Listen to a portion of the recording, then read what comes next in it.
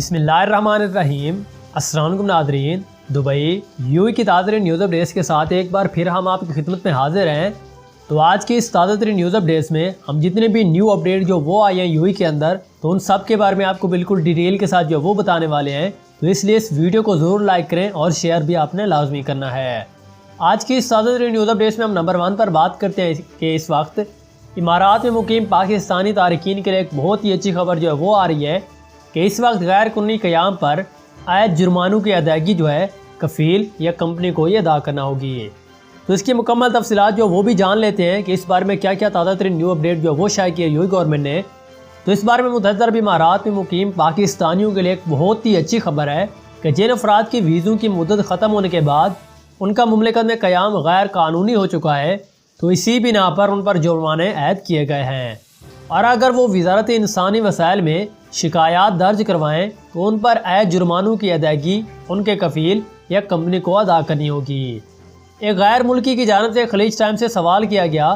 کہ اس کا ویزا جون کے مہینے میں ختم ہو چکا ہے، تاہم اس کے کفیل نے اس کے واجبات ادا نہیں کیے ہیں، تو اسی وجہ سے اس کا ورک پرمٹ ابھی تک منسوخ نہیں ہوا ہے، اور کفیل کی جانب سے بھی اگلے 2-3 روز میں اسے واجبات ادا کیے جا رہے ہیں، تبھی اس کا ورک پرمٹ جو وہ منسوخ ہوگا۔ اور یہ کفیل کی ہی ذمہ داری نہیں ہے کہ وہ غیر قانونی قیام پر عائد ہونے والے جرمانے بھی ادا کرے، کیونکہ اس کی وجہ سے ہی ورک پرمٹ منسوخ ہونے اور واجبات کی ادائیگی میں تاخیر ہوئی ہے۔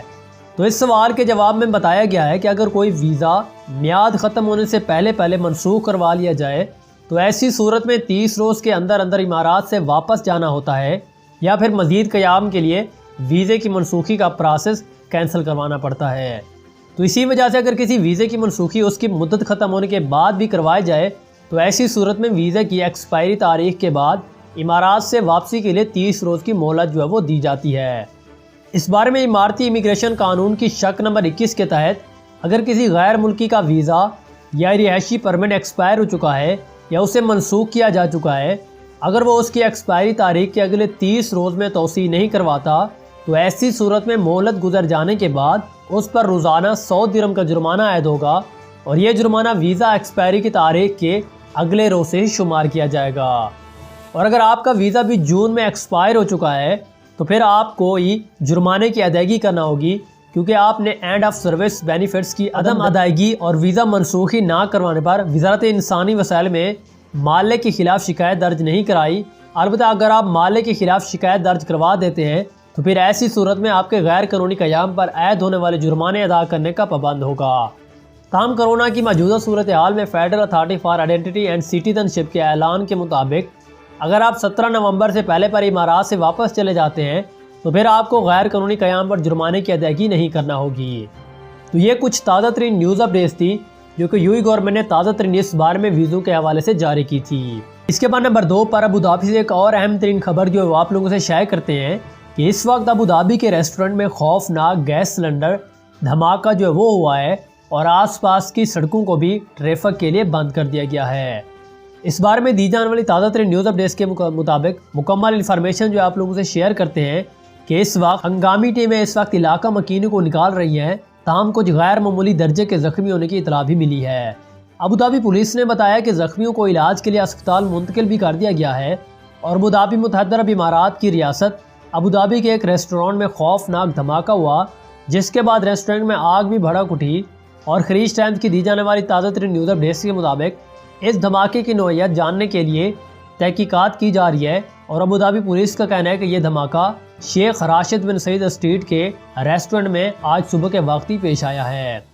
تو مزید اپڈیٹس کے لیے بھی آپ ہمارے چینل کے ساتھ بنے رہیے، کیونکہ ابھی تک اس بارے میں جو بھی تازہ ترین نیوز اپڈیٹس آئی ہیں وہ یہی تھیں۔ اس کے بعد نمبر 3 پر ایک اور تازہ ترین نیوز اپڈیٹ جو وہ شیئر کرتے ہیں کہ اس وقت اسرائیل سے امارات کے لیے آج سے فلائٹ آپریشن کا مکمل طور پر آغاز جو ہے وہ چلا ہے، اور امریکی اور اسرائیلی عہدیدار پہلی پرواز کے لیے ابوظہبی پہنچیں گے۔ اس بارے میں دی جانے والی تازہ ترین نیوز اپڈیٹس کے مطابق اسرائیل اور متحدہ عرب امارات کے درمیان امن معاہدہ طے پانے کے بعد فلائٹ آپریشن جو ہے آج سے شروع ہو رہا ہے، اور تاریخ میں پہلی بار اسرائیل سے کمرشل پرواز اماراتی سرزمین پر اترے گی۔